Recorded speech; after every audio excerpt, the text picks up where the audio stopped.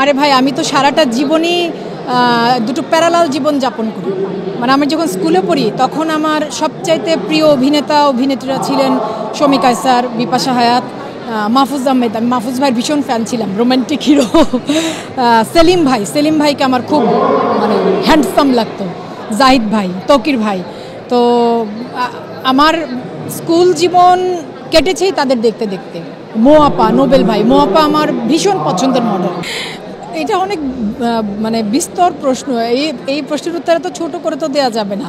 মুশকিল হচ্ছে আপনারা অনেক সংবাদ মাধ্যমরা আছেন যারা সোশ্যাল মিডিয়াতে অভিনেতা অভিনেত্রীরা তাদের ব্যক্তি জীবন, কোথায় বেড়াতে গেল, কোথায় ঘুরতে গেল, বা ঘরে কি হলো, পরিবারে কি হলো, স্বামী সন্তানের সাথে কি হলো, সেগুলো নিয়ে কেউ পোস্ট করলে আপনারা সেগুলো নিউজ করেন। এটাই ভালো। তবে যেগুলো পেশাগত কাজ সেগুলো নিয়ে পত্রিকা বা যারা পেশাদারভাবে কাজ করছে টেলিভিশন চ্যানেল তাদের সাথে, যেমন আমি এর আগেও একবার বলেছিলাম যে আমি আমার কাজ ছাড়া গণমাধ্যমের সাথে কথা বলতে চাই না। ওটা কিন্তু আমার এই উদ্দেশ্য থেকেই বলা যে আমি যখন আমার চলচ্চিত্র বা ওটিটি ওয়েব সিরিজ রিলিজ হবে সেই সময় আমি পত্রিকা এবং গণমাধ্যমের সাথে কথা বলবো, যাতে দর্শকদের কাছে ঠিকভাবে সেটা পৌঁছায়। এবং সিনেমার ক্ষেত্রে সালমান শাহ শাবনূরের এমন কোনো সিনেমা নেই যেটা আমি হলে গিয়ে দেখিনি, সব। এবং সালমান শাহ মারা যাওয়ার পর থেকে 96-এর পর থেকে আমি আর হলে গিয়ে সিনেমা দেখিনি। মানে আমি রোজ ডাল, সবজি, মাছ, ভাত এই সমস্ত খাই।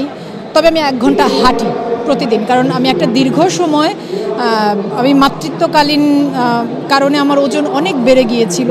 একটা দীর্ঘ সময় আমার অতিরিক্ত ওজন ছিল। আমি অনেকদিন চেষ্টা করেছি, পারিনি। একটা সময় গিয়ে যখন দেখলাম যে শরীরে এত অসুবিধা হচ্ছে, তারপর শেষ পর্যন্ত আমি পেরেছি।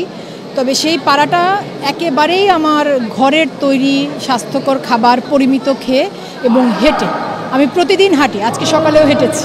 যা আমি পেয়েছি আমার কর্মক্ষেত্রে এবং আমার ব্যক্তি জীবনে, কর্মজীবনে এবং ব্যক্তি জীবনে, বাংলাদেশে একজন মানুষের এর চাইতে বেশি আর কিচ্ছু পাবার নেই। সর্বোচ্চ সকল পাওয়া আমি পেয়ে গিয়েছি, উপরওয়ালা আমাকে দিয়েছেন। আমি কখনো স্বপ্নও দেখিনি, স্বপ্নতেও আমি কল্পনা করিনি যে আমার জীবনে এত প্রাপ্তি হবে। আমি ভীষণ কৃতজ্ঞচিত্ত একজন মানুষ সৃষ্টিকর্তার প্রতি, আমার পরিবারের প্রতি, আমার সারা জীবনে যাদের সাথে কাজ করেছি, আমার সহকর্মীর প্রতি, বা আজকে এই যে আমি এখানে দাঁড়িয়ে কথা বলছি, আমার জীবনে যারা ছিলেন, জীবনে যখন যেখানে যারা ছিলেন, আমার সকল বন্ধুরা, সকল সহকর্মীরা, আমার জীবনের সকল ভালো সকল খারাপ সব কিছুকে আমি স্বীকার করি।